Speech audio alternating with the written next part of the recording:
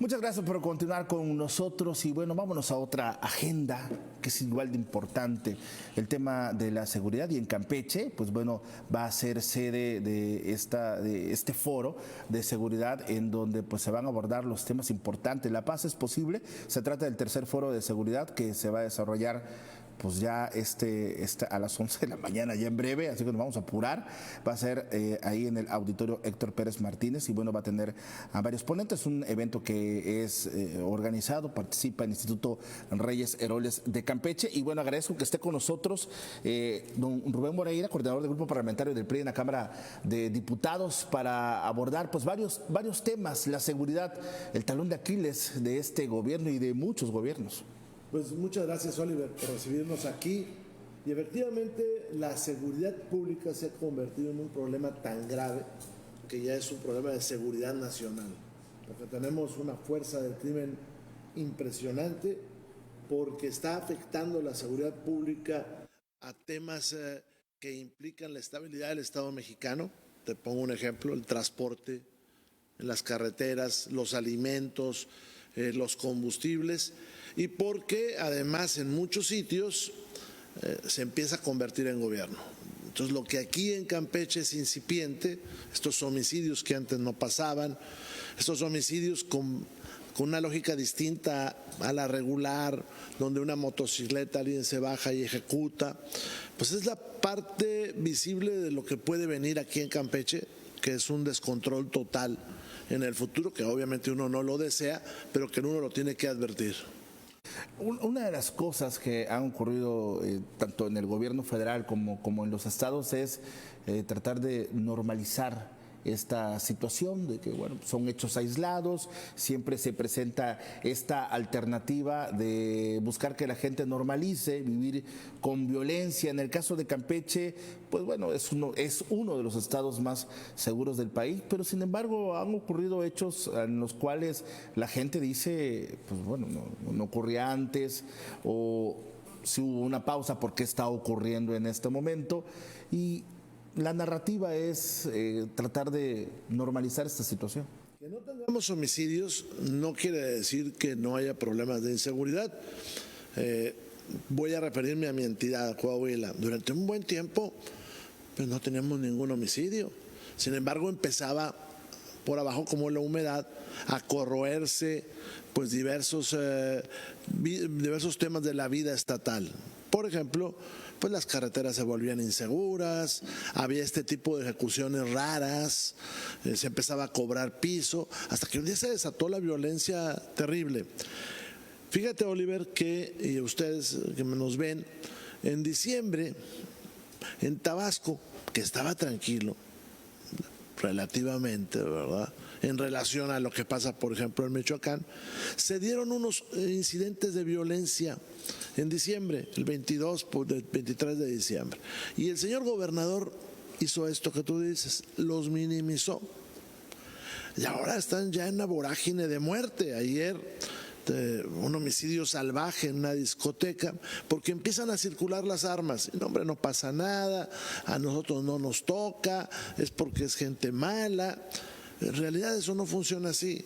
La sociedad se empieza a ver temerosa de lo que va sucediendo y la autoridad trata de minimizarlo, que creo que mucho de eso pasa acá en Campeche. Se trata de minimizar por la autoridad estatal lo que acontece, ocultándolo, descalificando, diciendo que aquí no suceden las cosas, pero la gente pues empieza a percibir esas cosas raras que antes no había.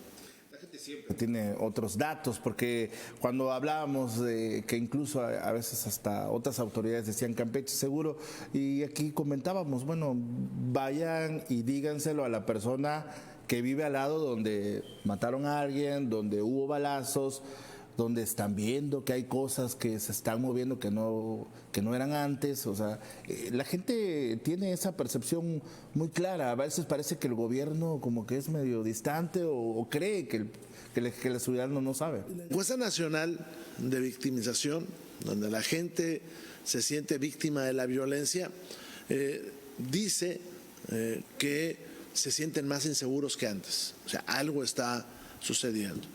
Y brotan cosas. Por ejemplo, esto que pasó en el carnaval, que yo estuve viendo allá en mi tierra, una detención. Dices, bueno, ¿por qué se llega a estos extremos cuando hay una crítica? Realmente es una crítica. En mi estado no hay carnaval, pero hace mucho tiempo había algo parecido, se llamaban desfiles chuscos, donde era un momento en el cual, con performance, vamos a ponerle un nombre moderno, pues la gente criticaba al gobierno y era una manera de que también el gobierno viera si estaba haciendo bien o mal las cosas. Pero vi que aplicaron, y eso me preocupó mucho, Oliver, una figura que es la apología del delito como ilícito, y la otra que es la de ultrajes a la autoridad. Miren, yo les quiero advertir, esa figura es la misma que usó y de repente sigue usando el gobernador de Veracruz, Cuitláhuac, que llevó a más de 3,000 personas a la cárcel, opositoras. Porque ¿qué es ultraje a la autoridad? Pues burlarse de la autoridad, pero eso es muy subjetivo.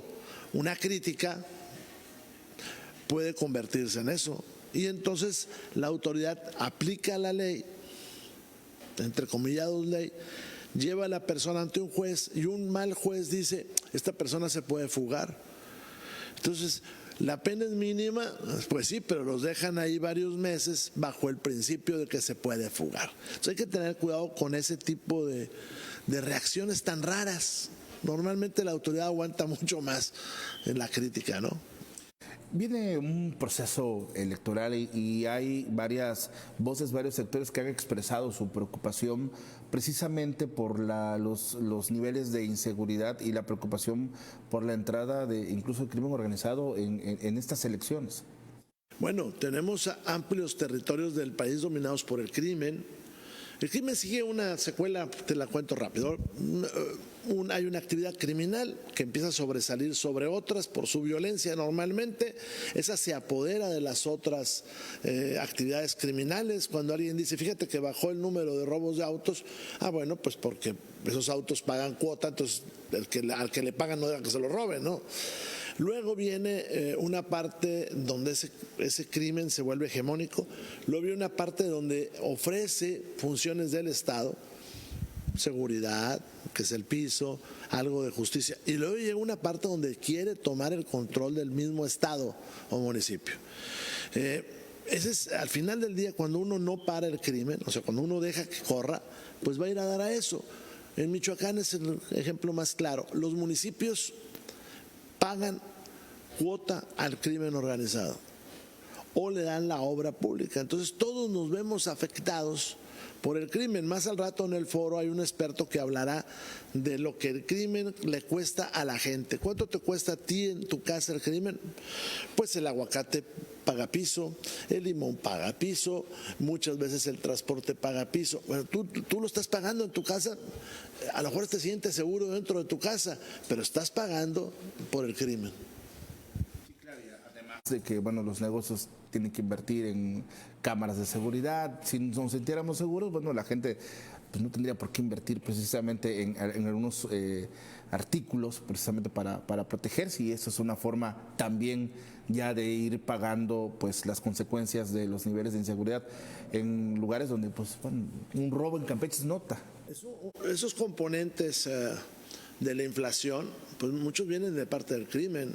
Oye, el limón paga cuota, el aguacate paga cuota, en algunos lugares el cilantro, en algunos lugares el pollo, en muchos lugares la carne, y en algunos lugares producir frijol, maíz, arroz, pues significa tener que pagar una cantidad de dinero porque por hectárea o por metro, porque si no eres asesinado.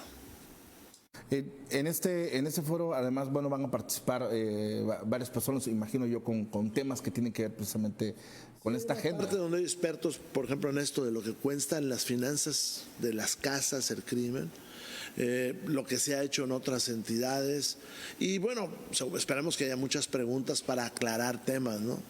¿El resultado de estos foros se va a presentar, se va a traducir en algunas iniciativas, en una propuesta hacia el gobierno? Sí, al final de los mismos, los expertos sacan de todos nosotros, pues sacan ideas. Todas las opiniones son importantes porque nuestro país es muy grande El viernes pasado estuvimos en Tijuana, pues que está, no sé, 4,000 kilómetros de aquí. Y si bien hay cosas que se parecen, no todas, hay cuestiones distintas que asumir, ¿no? Muy bien, pues bueno, pues muchísimas gracias por estar con nosotros y pues va a ser interesante también escuchar las ponencias, lo que tienen para Campeche y también, bueno, seguramente analizar el tema Campeche. En la región sur del país, bueno, si bien estamos pegados al estado más seguro que es Yucatán, la ciudad más segura que es Mérida, pero los centros que tenemos de vecinos a Chiapas, donde ya están secuestradas prácticamente, las zonas arqueológicas, donde es un problema por el crimen organizado, Quintana Roo, Tabasco todavía con este hecho, entonces sí. Esta parte que dicen la Trinitaria ya en Chiapas, pues es parte ya del crimen organizado. Ustedes tienen varios retos, el reto de la frontera, pues es un reto importante. Tienen el tema del mar, tienen la cercanía con Tabasco, ahora está muy convulso. Entonces una sociedad que tenía paz, pues se puede ver en riesgo y empiezan a brotar cositas que antes no sucedían, ¿no? Reconocer estos problemas sería uno de los primeros pasos para poder, si bien no resolverlos, sí encontrar alguna forma, alguna salida a esto.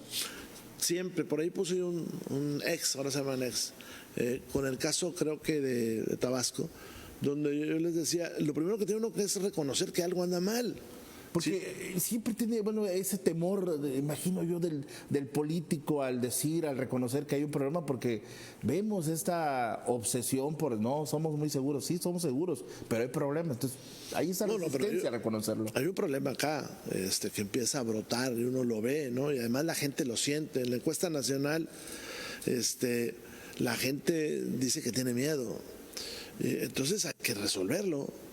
Y hay que verificar cómo están las policías municipales, las policías estatales, hay que verificar muchos procesos que se dan en la sociedad, hay que mandarle un mensaje al crimen de que las autoridades están unidas. Yo tuve la oportunidad de ser gobernador y obviamente convives con alcaldes, diputados que no son de tu partido y algunos con los cuales incluso tienes diferencias políticas fuertes, pero nosotros llegamos a la convicción de que teníamos que darle la cara, cuando menos en la foto, juntos y en el trabajo institucional de seguridad para que el crimen vea que estamos unidos, porque el crimen también lee el periódico y ve la televisión y escucha en las calles, y si dice, fíjate que hay un problema entre el alcalde y el gobernador o con los diputados, pues dice, pues por aquí me meto, no necesariamente aliado con alguien, sino dices, pues por aquí es mucho más fácil transitar cuando hay bronca. Entonces tienen que mandar esos mensajes. Y lo primero es reconocer que hay un problema. Cuando alguien dice que no tiene, es como la salud, hombre, Oliver. Si no, pues yo estoy muy bien y estoy muy bien, y el análisis, no le haces caso, pues un día puedes tener un grave problema, ¿no? Claro que sí. Muchísimas gracias, diputado. Buenos días. Gracias. Bienvenido muchas gracias. a Hombre, muchas gracias a ustedes. Vamos nosotros rápido a un corte. Regresamos para finalizar la agenda de este lunes.